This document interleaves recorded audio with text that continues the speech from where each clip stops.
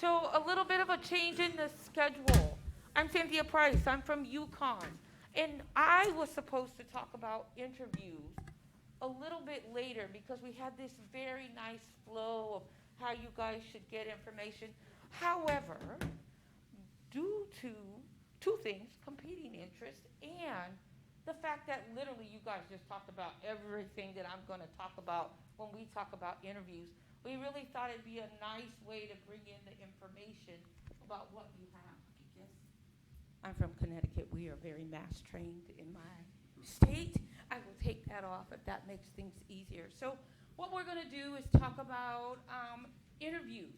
A lot of what you just heard is correct, but I want to just go ahead and do a little bit of a deep dive. And so you guys know we're going to talk about prefacing, singling, all those things that we can't talk about right now. I am specifically going to focus on the interview, and I really want you to get prepared. I think a lot of programs are going to interview more this upcoming season. I thought everybody is trying to figure out what's going to be the magic number. And so the best you can do is be prepared 100% to succeed for you. And that will look a little bit different for everybody. Your application is going to be competitive in some ways that maybe your application is not, but you're going to have some things that maybe you don't have. And so everybody should be prepared the way that they should be. So you guys should research the program and target your questions for that program. With the ability to be online, look, ask me about why my programs. When somebody asked me how was it to be in New Haven, I was like, that's Yale. I'm up north, just about 40 miles, right? Like, I don't work in New Haven, and so it's a little bit different. So make sure you are targeting your questions. I think with this whole thing about preference, I want to know whether you give me a coin or not, that you want to be at my shop. I've got something for you. So if you receive your interviewers beforehand, look at their areas of interest or expertise to direct your questions. And so if the ultrasound director is on the same day as perhaps the helicopter guy, and I might be there talking about international medicine, maybe you should know those things so you can say, I'm coming because, or I'm interested in your program because. This is huge. If there are graduates from your med school that have gone through the program, if you are at a place where that happens a lot, great. You should be able to recall one or two of them to drop the name. But again, being in Connecticut, if I get somebody who's applying from Stanford in California because I graduated somebody from Stanford the year before, please tell me you talked to that person, you looked at that person, you looked them up, you know something. It adds a little bit of a connection. So if they're graduates at your med school, get in touch with them, especially if you guys come from special situations. If you are an American-born IMG coming from St. G's, Ross, or somewhere, this is your chain of connection. You should know your chains of connection, because what we don't want is just somebody who's applied to 100 places and maybe your family has to eat ramen noodles for the next 45 days, right? What we really want to see is why you're looking at us and what can we do. So this is your chain of connection. Prepare a list of questions you have about EM or that are vital to your career goals. And so I want you to ask me, what's the worst part about your job? Or what do you think is going to change with emergency medicine in the next 5 years? I truly know that there are people out there that are destination bound. They have a significant other that might be in one city, and so they are applying medicine, neurology, EM, and peds all in the same city. It's scary, but it happens. We bust one or two a year that really are stuck. And I'm sorry, but I'm not sure that's a reason for me to rank you highly because your partner is stuck in a particular area. So just make sure you are asking great questions about our specialty. Or what do you want to do? If you want to fly helicopters, you want to work in Nairobi afterwards, ask those questions. How does my EM career align with my goals? It helps me to know that you've got some stuff out there that you kind of know what you're getting yourself into. Every year we interview people, and at the end when we do our recap, we're like, that person has no idea what we do, right? Oh, what do you like about emergency medicine? Oh, I love to take care of trauma. That's about 3% of what we do at a level 1 trauma center that just made one of the top busiest hospitals on the Becker's list of number 12.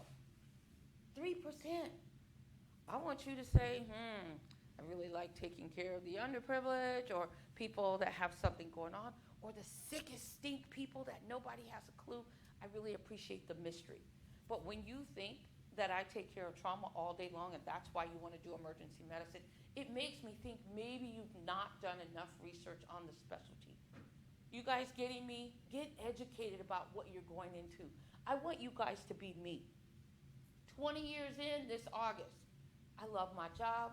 I still get there to the garage and I'm like, whoa, what am I going to see today? Or, what the hell am I going to see today?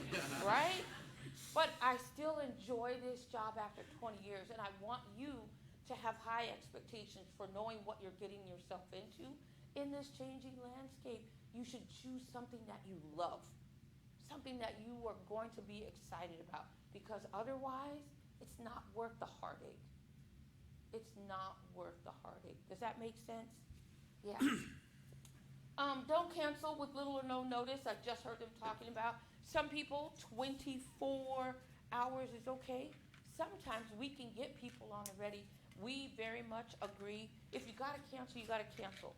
If you need to reschedule, we will try to help you with that, and I think most programs will. But we also very much appreciate the fact if you say, I'm sorry, my schedule's too tight, so I can keep it rolling, and maybe ask the next person that I can call quickly, because we can all get on the phone at 7 o'clock for interviews that start at 7:45 and say, hey, we've got an opening, because somebody will be really glad to take the opportunity. I would say use a professional email address instead of iamthebest@gmail.com. People just look at things a little weird. This is your time to start transitioning from student to doctor. And so maybe some of the silly stuff or the goals really is time to take it out. I will tell you, please review your CB and your personal statement the night before. I will look up somebody's quote. It was a dark and stormy night, right? And then I said, oh, that's a great quote by Alice Walker. And you have no clue what I'm talking about because you've forgotten that you use, it's a dark and stormy night at the beginning of your personal statement. So review those things, and all this stuff helps you get ready for when that time comes to turn on the camera. Zoom prep, please get on there early. I get into trouble all the time trying to do last minute Zoom preparation. Early, make sure your connectivity is good, make sure that you have the ability to go on, and then self-mute when you go on. Every week we have people that forget to put themselves on mute when they arrive. It's a little bit cringe at this point on Zoom. There are a few things we should know. When you go, I tell you, when you get on, check your mic. Before I go to the bathroom in my own house, every hour I'm like, can I go to the bathroom or can I not go to the bathroom? Can I flush the toilet? Because that is how much time we are spending on Zoom. Use great lighting. I already heard people talk about this. Try not to be in a shadow. Watch that angle. I turn the camera on all the time and start my own meeting, and I look. What do I look like? Is my head to the middle? Are you seeing those nose hairs that they just talked about? Make sure that we can see the center of your head. And I minimize the interviewer and plop it right here so I can do what? Look in the camera. It's so odd to do an interview to somebody who's looking right here the whole interview because they've probably got me side to side. It's odd. You guys know what I'm talking about?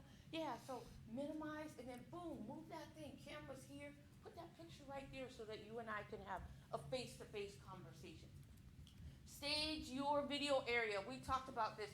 No background distractions. If you got, as somebody said, the beer pong championship trophy in the back, maybe good, maybe not good.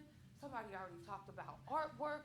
I will tell you, we love asking people about their artwork. When we ask this young person, hey, tell me about that picture. Oh, I painted it. It's lovely. Oh, bring it so I can see. And of course, she got up. I think she didn't anticipate getting up. And we could see her little booty black shorts. Her little athletic running shorts. She looked very nice from the waist up.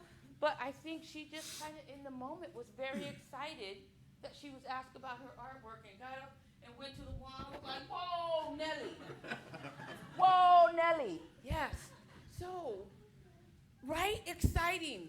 We like exciting, but who wants to be that person? Remember that girl? You know that girl. Yes.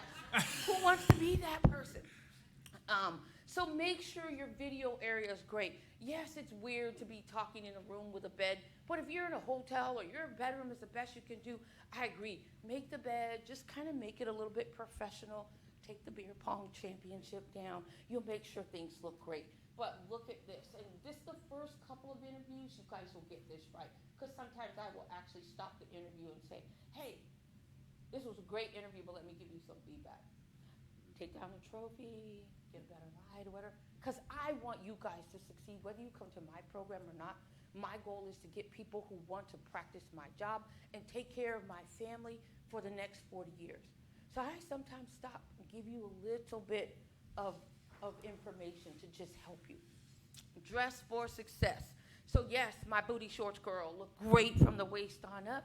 She had the booty shorts on down below. At least make sure you know that something is not clashing with the bedspread. The sweater pattern and the bedspread looked pretty alike, and it was kind of weird. Just look at yourself. Yeah, right? Like, you know what I mean. Look at and just kind of make sure that all things look together in the camera. Stay focused. I will tell you, some of these people we saw towards the end of December, beginning of January, they're bored. And they could really care less. If you cannot muster enough energy for a 3.5-hour interview that you're off and on and switching back and forth, please, this is one of those ones you might want to cancel because you'd rather have no impression than a bad impression. So stay focused. Get up. When we give you that opportunity, get up. All right, shake it. Okay. You guys should not drink Monster or Red Bull, but maybe you need to if it's going to help you make yourself through this interview. So a little bit conservative. Don't be memorable because of what you wore. Watch your background. Make sure it doesn't clash. Please, we've had people that have I fell asleep with the camera on, that we called somebody. Different time zone. Now it is entirely able to interview somebody in California at 5 o'clock in the morning. Right? We try to stagger our start times, but every once in a while you get put into something. Don't be late. Because if we're calling your cell phone to say, hey, our overview started 10 or 15 minutes ago. Oh my gosh, I'm sorry, I fell asleep. Memorable. We still might love you, but we're going to remember you. Please don't chew gum. I have people sitting up there. We do an overview first, and then we do the individual stuff, and you're just kind of sitting up there chewing. And while I'm doing an overview, my faculty is sitting right here. They're watching you guys. And so, yes, you're going to be the one with the chewing gum. So just don't. Monitor your cell phone. Make sure it is charged and ready to go. Because if there is a problem with Zoom, many of us, probably 99% of us will say, we are going to convert to the phone. There's a problem on your end or there's a problem on my end. So make sure that phone is close. Make sure it's not a distraction. I also don't want to hear it ringing in the middle and looking at, okay, that's just my mom. Let me call her back later. Like, put it somewhere, but make sure you have it, but it's not a distraction. Avoid a lot of jewelry. The mic is really sensitive, and so I had one person had a lot of jangly bracelets, and all I could hear was that clicking from the bracelet on the table. So I'm not telling you guys how to look. Right? Back in the day, we used to talk about cover up your tattoos, put your hair a certain way, wear your suit. Those days are gone. But I am going to tell you that you need to do the things that make me pay attention to you as opposed to the jangly distractions that you have. Does that make sense?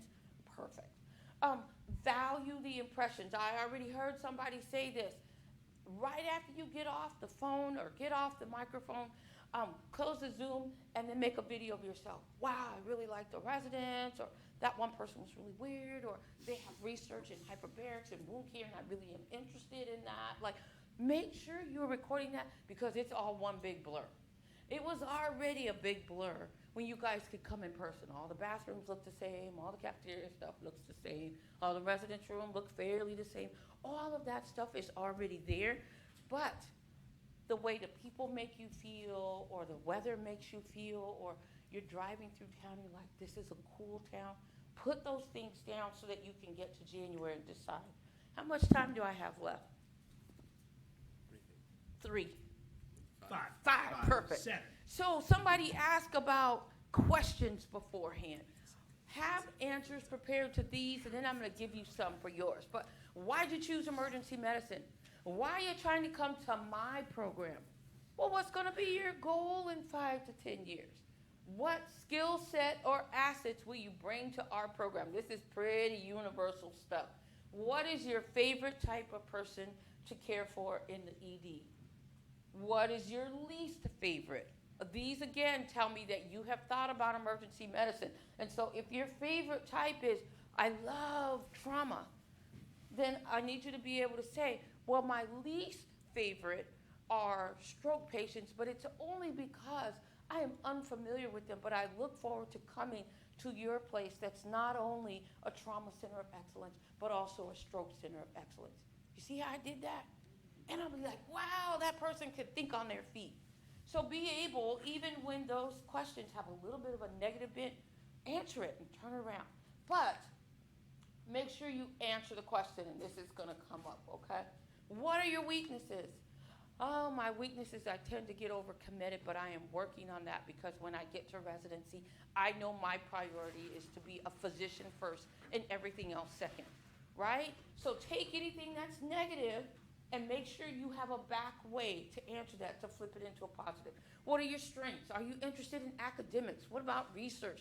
What's the most interesting case you've ever been involved in? Or describe a situation you handled during medical school that tells me you know leadership, right? All of these things. These are basic questions, and you guys will be able to get these in a bit. And then answering questions. Be consistent and honest in your answers. Do not tell me that you want to go into international medicine and then tell this person here, oh, but I can't wait till I can fly helicopters because this is the helicopter guy. Be consistent and concise in your answers. We know, y'all have no clue. You have no clue what you're going to do in 5 years. You have no clue what my job is really until you get in a minute. We know, but don't make stuff up. Right? We know, just you don't know what you don't know. So we talk to each other. We do this big wrap up. Oh, I liked her. Oh, that was a great interview. Well, she seems kind of sleepy for me. We all have a big wrap up. That's what we do. That's how we get through 240 interviews in the space of 9 weeks. Answer the question all the time. Sir, what do you want to do with your life? Well, Dr. Price, my fun fact is like I like to make cheese. All the time, you might drive the car around the garage, but if I ask the question, please repeat that question in your head, answer the question. If I ask you what your hobbies are, don't give me your fun fact. Or if I ask you what your weaknesses are, don't say, well, I used to do this, but I like to do this. Answer the question. Usually, interviewers have 3 or 4 people that are also asking questions. And none of us want to know the same information, so we have deliberate sets of questions that we are asking. The resident interviewer wants to know about some things. I, as a PD, want to know about some things. The PD wants to know about some things. And so please answer the question. Think about it. And if it's unclear, say, hey, can you ask that question again? Do not get flustered. I'm watching the clock over here. Do not get flustered if you get a curveball or a critical thinking question. Just take a minute and answer the best you can. They may be trying to see how you answer questions under pressure when you're nervous, which is what happens during intern year when I'm pushing you. Make a decision because your last name is now doctor, right? Your name is changing. Your name is no longer going to be med student. Your name is going to be doctor. And so I want to know how you work out of under pressure. So very quickly, a few more questions for you to ask. What do you believe is the greatest strength and weakness of this program? You guys are not going to have the ability to come on campus and feel the energy. So ask me, and then ask the resident, and then ask the PD, what's the greatest strength? And then what do we think we can work on? What kind of curriculum or tracks are offered? How many different hospitals did I get to train in? Is there a publication required during training? Is there time and funding for conferences and meetings? All of these things you want to know. What's the patient mix? Am I going to be able to speak Spanish? Because I like Spanish. And so what's your patient mix, right? What changes do you foresee? If you go to a program and they say they're not changing in 5 years, run like the wind. Change is good. If I am not changing and stretching and growing, my program is dying. So ask people, how are they changing? What are the research opportunities? What is the scope of experience? What's the program like in hyperbarics or wound care, or in trauma, or in ultrasound? Figure out what you like and then ask that question. Where are your graduates? This is huge. If everybody in the program goes into community and you're thinking about academics, it's something for you to know. I have 18 residents in my program. This year, 8 of them are going into fellowships and 10 of them are not. Right? So it's just something you need to know. Where are they going? What are they doing? What do they think I am preparing them for? How much elective time is there? And how is there normally used? I like that question. I want you to think about what you think you might want to know. And I also think, this person is paying a little bit of attention to their wellness. They're going to ask me, can they go do the beach elective? Now I'm going to say no. But definitely I'm going to be excited that you asked. So here's the last slide, I believe, some general advice. The interview starts when the camera comes on. Please be nice to the coordinators, to the med student who might be in the room during the night before. Do not badmouth other programs, including your home program. It's a small world. We all talk to each other. You would be amazed. I see that face, but you would be amazed. Okay, well, my program kind of sucks, so that's why I'm looking to come to Connecticut. Note to self, I went out to dinner with that PD just the other day. Stay energetic the whole day, and don't look bored, even if you are.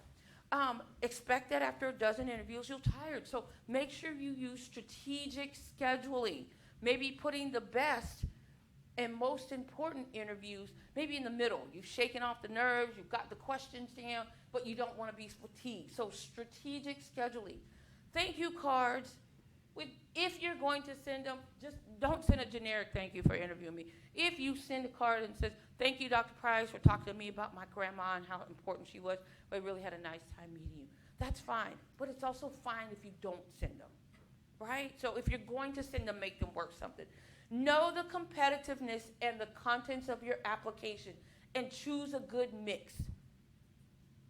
Can I say that again? Did y'all hear me the first time? Choose a mix. I might not be the program looking for the 280 on the boards and 15 pages of research. I might be the program that says, I'm okay with 250, and I see you've done some community service, and you play on the soccer league. We athletic people at my program. We like some outdoor stuff, right? And so those are the things, and you don't know exactly what ticks everybody's boxes. So have a good mix of programs.